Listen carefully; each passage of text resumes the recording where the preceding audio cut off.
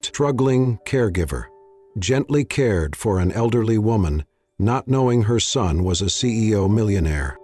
Rain tapped steadily against the windows of Silver Pine's care facility, wrapping the building in a quiet rhythm that felt more like a heartbeat than a storm.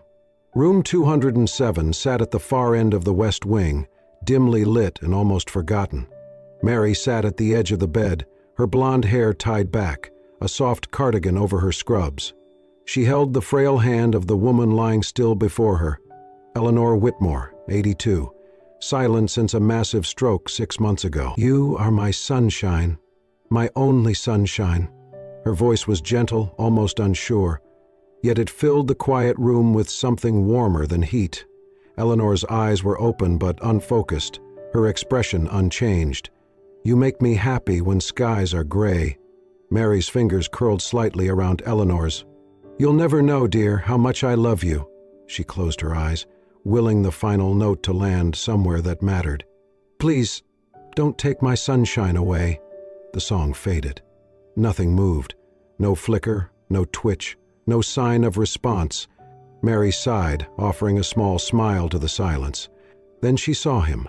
A figure stood in the hallway just beyond the glass. Tall, soaked. Water dripped from his dark coat, forming a slow puddle beneath him. His hair clung to his forehead, and his face was pale in the emergency light.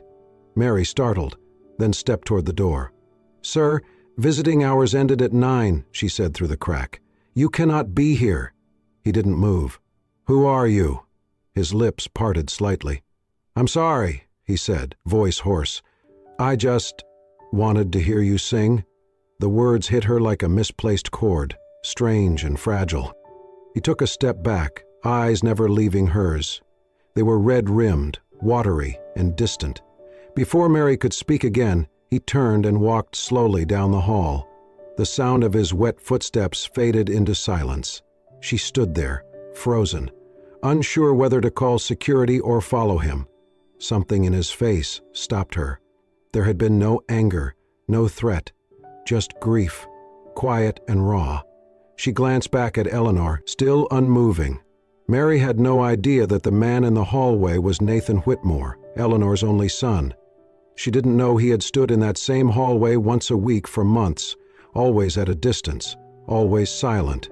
She only knew that when he spoke, there was pain in his voice that no one had acknowledged, and somehow it had reached her. Nathan Whitmore had always believed silence was safer than memory. He grew up in a house where dinner was eaten with good posture and better grammar. His mother, Eleanor, was elegant and disciplined, always present in form, rarely in feeling. When his father died in a sudden accident, Nathan was 9. Within weeks he was sent to boarding school.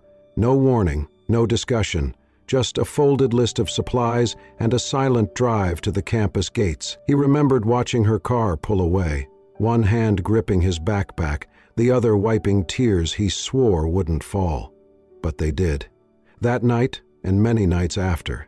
It was not that Eleanor hated him. She sent letters, neatly typed, always signed, "With affection, Mother." She called twice a month. She paid for school, tutors, music lessons, but there was a void Nathan never knew how to name. It was the warmth that never came, the arms that never held him when he failed, the voice that never trembled with pride or worry. His mother may have loved him, but not in a language he understood. By 15, he stopped hoping. He became brilliant, sharp, respected, yet emotionally distant. Friends called him mature, cold. He let them think it was just who he was. Years passed. He built a life with numbers and deadlines. Relationships came and went. Women called him charming at first, then unreadable. He remembered anniversaries but rarely shared feelings. When Eleanor had a stroke, Nathan was 36, in Singapore, closing a major deal. The call came at 2:14 a.m. She'd been found on her kitchen floor, unresponsive. No one knew how long she had lain there alone. He returned within a day, arranged care, moved her to Silver Pines, the best facility he could find. Everything was handled, except one thing. He couldn't walk into her room. Every Thursday he came, parked near the rear, entered through the staff hallway, and stood just beyond the door of room 27. Nurses nodded politely. Some whispered, "That's him, the cold one. Never goes in." They thought he didn't care. They didn't know he once canceled a meeting with international investors to sit outside her room for 3 hours, just watching the rise and fall of her chest. They didn't hear him whisper through the door, "I'm sorry. I should have been more." He wanted to go in, but something always stopped him. Fear? Memory? He wasn't sure. He only knew that if she opened her eyes and saw him, really saw him, he wasn't ready for what might follow, so he stood and watched and waited, until one night he heard a voice. It came from room 207, soft, gentle, wrapped in an old melody. "You are my sunshine." He moved closer, just enough to see a young woman with golden hair seated beside his mother. Her voice trembled, but didn't break. It broke him instead. He hadn't cried in years, but that night, as he stood in the hallway, soaked in rain and memory, something inside him began to stir. Not guilt, not grief, hope. Mary never planned on becoming a caregiver. At 25, with a voice that could hush a room in seconds and dreams that once touched the ceiling, she had pictured a life filled with music, stages, and standing ovations. But dreams are fragile things. 3 years ago, she had been studying vocal performance at a small but prestigious conservatory, her days filled with piano scales and Italian arias, her nights with open mic gigs in cozy little jazz lounges. People told her she had something rare, a voice you don't just hear, but feel. And then came Tyler. He was older, confident, promising her studio time, demo recordings, and connections. She fell for him fast, and when she told him she was pregnant, he said all the right things, at first. But one morning she woke up to find his things gone. So was her savings account. And her future, it seemed. With nowhere to go and no family to turn to, she dropped out of school and took whatever job she could find. Eventually, caregiving found her. It was quiet work, unseen, underpaid, but it was honest, and it let her keep her daughter, Susan, fed and warm. Susan, her little sunshine, 3 years old, with the same golden hair and wide, searching eyes. Mary lived for her, sang for her, and now sometimes sang for those too old or too sick to speak for themselves. Like Eleanor Whitmore in room 207, 6 months, no movement, no speech, no response. Some staff had stopped talking to her at all, but Mary couldn't. There was something in the way Eleanor's eyes stayed open, vacant but not gone, like a hallway with all the lights off, but still there, waiting for someone to switch them on. If someone were to switch them on, that rainy Tuesday afternoon, the facility was quieter than usual. The storm outside knocked out cable and flickered the hallway lights. Mary tucked Susan's picture into her cardigan pocket, her small reminder of home, and sat beside Eleanor. She didn't speak, just sang. Somewhere over the rainbow, way up high. Her voice filled the room slowly, like light easing through drawn curtains. She didn't perform. She just sang, with the softness of someone offering a hand in the dark. There's a land that I heard of, once in a lullaby. Halfway through the song, she paused, caught on a tight breath, not from the lyrics, but from a movement, a twitch, subtle and slow, on the corner of Eleanor's right eyelid. Mary leaned forward, eyes wide. Then it happened, a blink. One deliberate, undeniable blink, followed by a tear, slipping slowly from the outer corner of Eleanor's eye. Mary gasped, covering her mouth. Her heart raced as she reached for the nurse call button, but stopped herself. She didn't want to scare the moment away. Instead, she whispered, "Mrs. Whitmore, you're here, aren't you?" "You heard me." The monitor beeped steadily. Eleanor remained silent, but something had changed. The room felt fuller, realer, like it had taken a breath for the first time in months. What Mary didn't know was that a motion-activated security camera had captured everything. Later that night, a nurse reviewing routine footage paused when she saw the blink and the tear. She flagged it, added a note, and uploaded the clip to Eleanor's medical file. That file was automatically synced to Nathan Whitmore's secure account. He watched it in his office at 1:14 a.m., hunched over his desk with a glass of scotch in one hand and his laptop glowing softly before him. He saw Mary, golden hair pulled back, singing with her eyes half closed. He saw his mother blink, saw the tear, and then he wept, quietly, as if the sound might undo it all. "Mama," he whispered, the words strange in his mouth after so many years. "You're still there. You're still—" He didn't finish the sentence. He didn't have to. He knew what he saw. She had come back, for a moment, at least, because of a girl with a broken dream, a tired voice, and the courage to sing anyway. Nathan returned the next day. He didn't plan to. He told himself it had been a one-time thing, the storm, the song, the stranger singing to his mother. But something had shifted, and now it pulled him back like gravity. He came just before dusk, when most of the staff were changing shifts.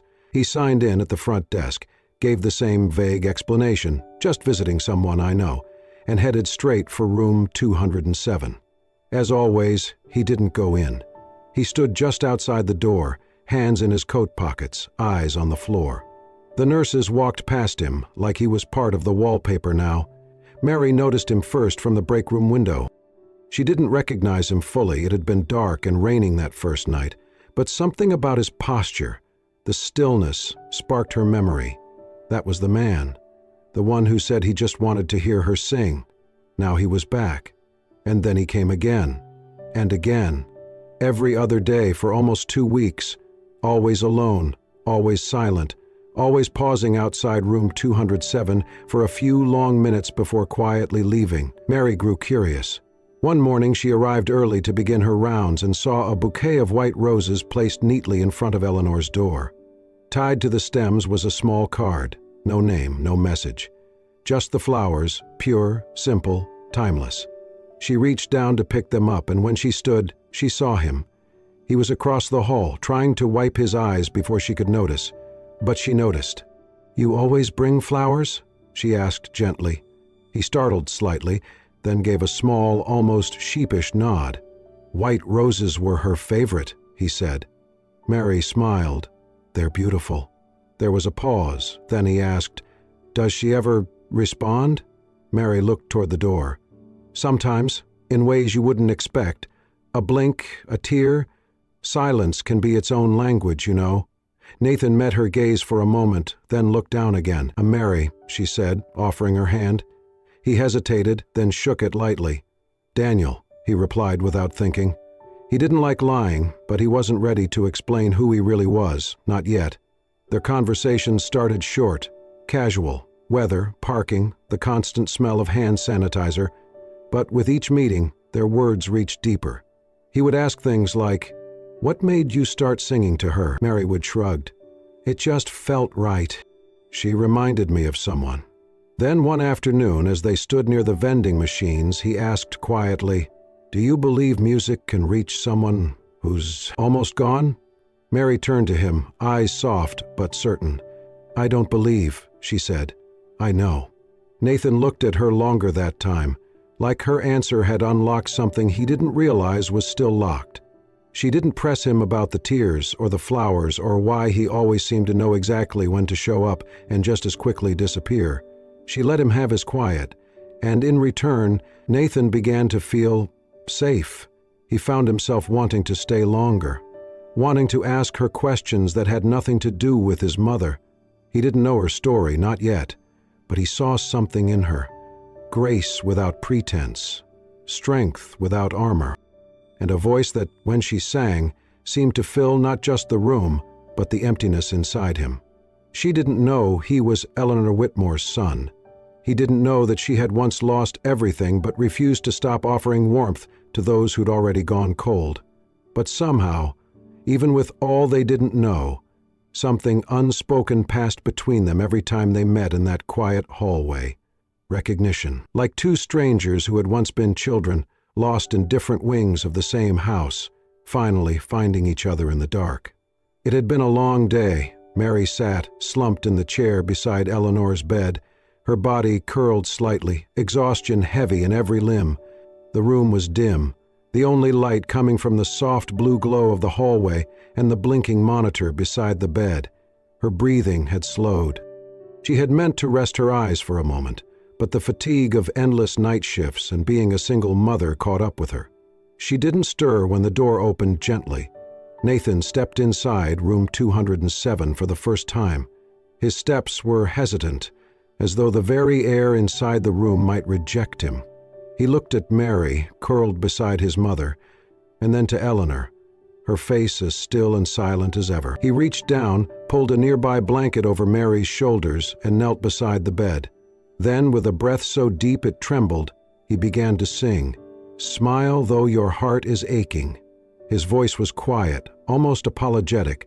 The lyrics caught in his throat, but he kept going. "Smile even though it's breaking." His eyes never left his mother's face. He didn't expect her to respond. He only needed her to hear it, whether from a distance or from somewhere deep within. Mary stirred at the sound, her eyes fluttering open. She blinked once, adjusting to the sight in front of her. Nathan, sitting beside Eleanor, singing like someone who hadn't sung in decades, not for performance, but for love.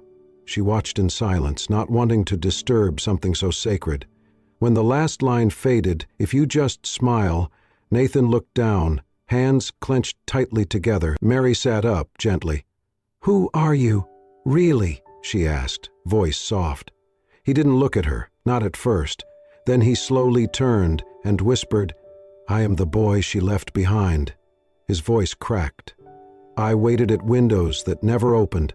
I stared at the back of her car as it drove away from boarding school. I lived birthdays without phone calls. I became a man she never really knew. And somehow," he swallowed hard, "I still love her." He stood, brushing his palms on his jeans. "She's my mother." Mary said nothing for a moment. Then, rising to her feet, she stepped closer and took his hand. "I've never seen anyone carry pain like that and still be willing to sing."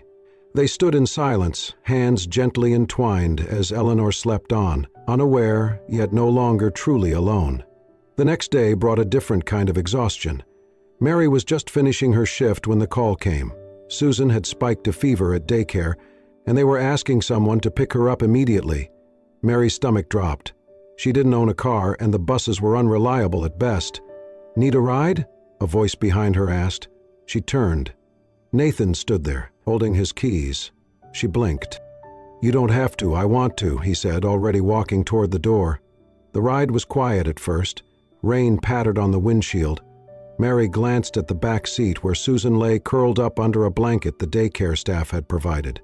Then, from the back, a small, sleepy voice. "Are you my daddy?" Mary's face turned red. "Sweetheart, no, he's just a friend." But Nathan looked in the rearview mirror and smiled gently. "No, I'm not, Susan. But I'll always be around if you need me, okay?" Susan blinked at him, then nodded like that answer made perfect sense. They ended up stopping at a small diner on the edge of town. Mary insisted they could go home, but Nathan waved it off. "She needs soup, and you need food. Come on." They sat in a booth by the window, Susan curled next to Mary, her cheeks flushed from the fever, but smiling as Nathan made faces with her using his spoon. He coaxed her to eat, told her a silly story about a singing giraffe. By the time the check came, Susan was asleep in Mary's lap, and Mary was watching Nathan with something like wonder. "You're good with kids," she said, surprised. Nathan chuckled. "I was never around them, but I always wanted to be the dad I never had." They stepped outside into the evening air, cool and quiet after the storm. After putting Susan to bed in her small twin mattress at home, Mary returned to the living room where Nathan waited. She handed him a mug of tea. He accepted it with a soft, "Thanks." They sat on the worn couch, quiet at first, then Nathan spoke. "I used to sit by the window of my dorm every weekend, watching cars pull into the parking lot, hoping it would be her.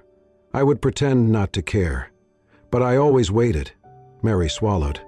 "She never came?" Nathan shook his head. "Not once." A pause. "I used to think something was wrong with me. that if I had been more talented, more obedient, more lovable, she would have chosen me. Mary placed her hand over his. There was never anything wrong with you, Nathan. He met her eyes, those eyes that didn't flinch when he opened his wounds. Maybe she just didn't know how to love the way you needed, she said gently. But you're here. You never stopped coming back. His throat tightened. I didn't want to close the door, I just couldn't open it all the way. She gave his hand a soft squeeze. You're opening it now. In the other room, Susan stirred softly in her sleep, murmuring the words from the song her mother always sang. You are my sunshine. And for the first time in years, Nathan felt the warmth of that lyric settle into a place he thought he had long buried. Nathan never said he was staying, but somehow he never left. What began as occasional visits to the care facility turned into quiet routines, and what began as a single act of kindness turned into something Mary had never dared imagine, a presence that felt like home. He started picking Susan up from preschool on the days Mary worked double shifts. At first, Susan called him the coat man because of his ever-present navy jacket. But one windy afternoon, as they sat in the park feeding breadcrumbs to the birds, Nathan pulled a small bundle of folded paper from his bag. What's that? Susan asked, wide-eyed. A surprise, he said, grinning. With practiced hands, he unfolded and folded until a crisp white paper kite emerged. He tied it to a spool of string and held it out to her. Want to fly with me? They ran across the park, Susan laughing, her cheeks flushed pink. The wind caught the kite just right, lifting it high into the sky. She squealed. You're a magic kite man, he laughed. Just call me Wind Guy. That night, as Mary tucked her daughter in, Susan looked up and whispered with the certainty only children possess. Mommy, I think Wind Guy is part of our family now. Mary smiled, kissed her forehead, and walked into the kitchen. On the table, she found a crumpled drawing Susan had made earlier that day. Stick figures scribbled in marker, one with long yellow hair, one small with pigtails, and one tall with big arms and messy hair. Above them, in Susan's uneven handwriting, my family, Mommy, me, and Chew Nathan. Mary's hand trembled slightly as she pressed the picture to her chest. She didn't need grand declarations. This little drawing held everything. At Silver Pines, changes began to bloom. Nathan, still quiet about his role as Eleanor's son, started talking with the staff, not just nodding. He brought coffee for nurses, thanked the cleaning crew by name. And then, one morning, he made a phone call. 3 weeks later, the facility's staff entered the community room to find it transformed. Gone were the faded curtains and creaky benches. In their place stood newly painted walls, warm lighting, and at the center, a beautiful upright piano, polished to a soft shine. On the wall behind it hung a large black and white photograph of a younger Eleanor. She was in her 20s, hair in soft waves, eyes closed mid-laugh. Her fingers hovered just above a piano's keys. Below the photo, in elegant script, a plaque read, "Memories are never truly gone. Sometimes they just need a song to wake them." The staff gathered, stunned. Mary walked in last, her breath catching as she saw the photograph. Nathan stood off to the side, hands in his pockets, eyes lowered. "You did this?" she asked, voice barely above a whisper. He shrugged. "She used to play. I thought maybe, if she saw herself again, maybe she'd remember the music in her." Mary blinked quickly, tears threatening to spill. You remembered this side of her when no one else did. A few of the older residents wandered in. One man in a plaid vest stood staring at the photo. "Eleanor Whitmore," he said, smiling faintly. "She played Chopin better than anyone I ever knew.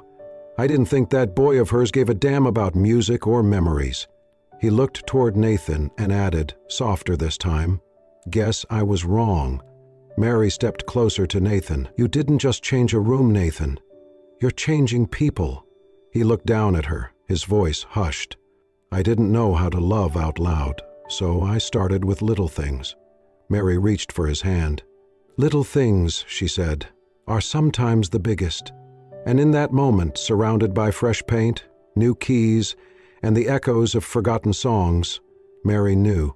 She was no longer waiting for someone to stay. because Nathan already had. The rain fell, soft and steady, outside the windows of room 207, misting the glass like breath. It was late afternoon, and the world outside was blurred. Muted leaves, drifting clouds, the occasional flash of headlights slipping past. Inside, it was quiet.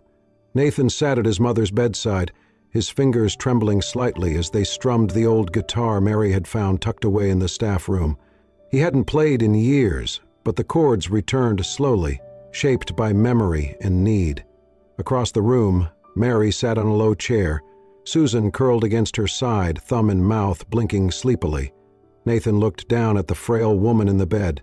She hadn't moved since he arrived, still and pale, her once sharp features now softened by time and illness. But he saw something there now, something different than before. He took a breath and then began to sing.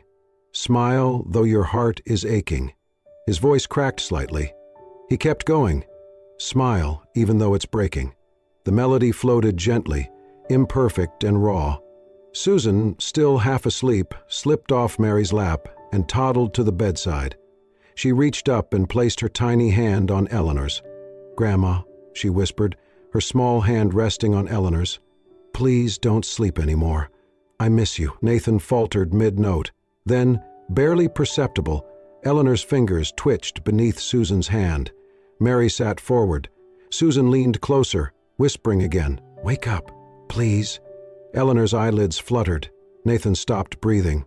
The older woman's head turned, slowly, like she was rising from a deep underwater place. Her lips parted.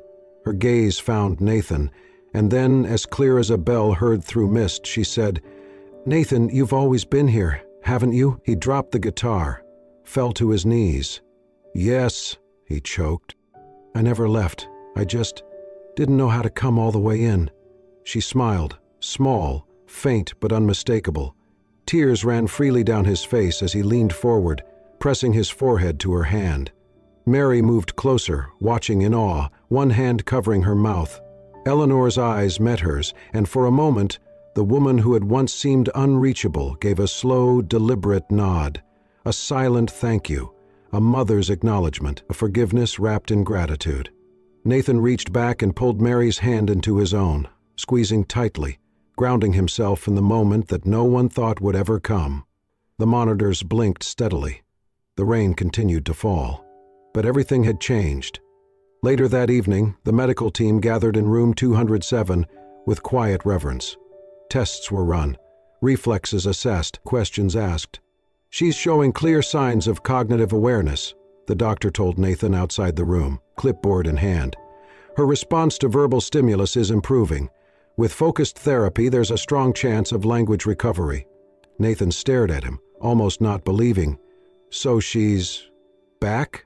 The doctor offered a warm smile. "She's with us, Mr. Whitmore. Maybe not fully, maybe not forever, but yes, she's back." Nathan nodded slowly. For a long moment he said nothing. Then he turned and looked through the window at the woman who had once been a ghost in his life and who now, miraculously, was present. He stepped back inside. Mary was sitting by the bed, Susan fast asleep in her lap. Eleanor, propped gently by pillows, looked at them all with eyes no longer distant, but calm, aware. Nathan walked to her side. She lifted her hand, just a little, and he took it. This time, he did not hesitate. "I'm here, Mom," he said softly, "and I'm not going anywhere."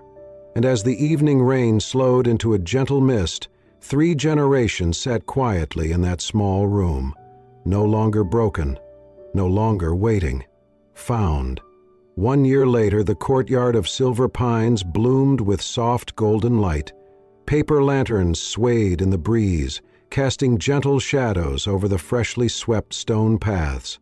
Folding chairs lined the walkway, most already filled with smiling residents and staff.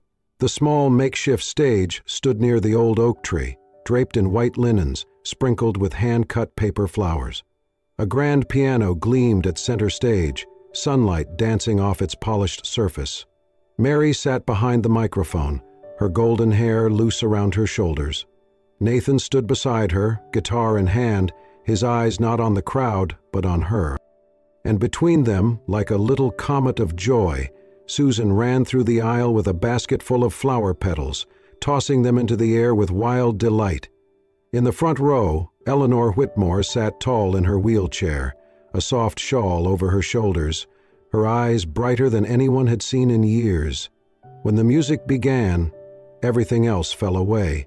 Mary's voice carried across the garden, full and steady, rich with memory. Nathan's guitar followed like a heartbeat, strong and grounding. The melody, "What a Wonderful World," swept through the trees like the very breath of the moment. Susan twirled beneath the falling petals, giggling, her bare feet tapping against the earth. The final note hung in the air for just a moment too long, like the whole world didn't want to let go. Then came the applause, gentle at first, then swelling. Some residents wiped away tears. A nurse clapped with both hands over her heart. Mary turned to Nathan, still smiling from the music, but his expression had shifted, suddenly serious, deeply tender. Before she could speak, he set down the guitar, reached into his coat and pulled out a small velvet box. The crowd hushed. Nathan dropped to one knee. "You gave my mother her voice back," he said, his voice barely above a whisper, but steady. "But more than that, you gave it back to me, too." Mary's breath caught. "I spent my whole life afraid of love, afraid it would forget me like I thought she did. But you reminded me that love never really leaves. It just waits for someone brave enough to bring it home." He opened the box. A simple ring, set with a pale sapphire that caught the afternoon sun. "You didn't just heal my mother, Mary. You healed the boy I used to be." Tears welled in her eyes. She nodded, unable to speak. "Yes," she finally whispered. "Yes." Before Nathan could even rise, a little voice piped up, loud and clear from the crowd. "Mommy said yes? That means I have a daddy now, right?" Laughter broke out around them. Mary scooped Susan up into her arms, both of them crying and laughing. Nathan stood and pulled them both into an embrace. In the front row, Eleanor smiled wide and bright, the kind of smile that fills decades of silence. And for a moment, there was nothing but light. 4 souls, one family, standing together under the sun, where music and memory had made space for something new, something whole. Because in the end, no one is ever truly forgotten, and no heart is ever beyond healing. Not when someone is willing to sing its name back to life. If this story moved you, let it be a gentle reminder. Healing takes time, but love, when given with patience, can reach even the quietest corners of the heart. At Soul Stirring Stories, we bring you true and heartfelt tales that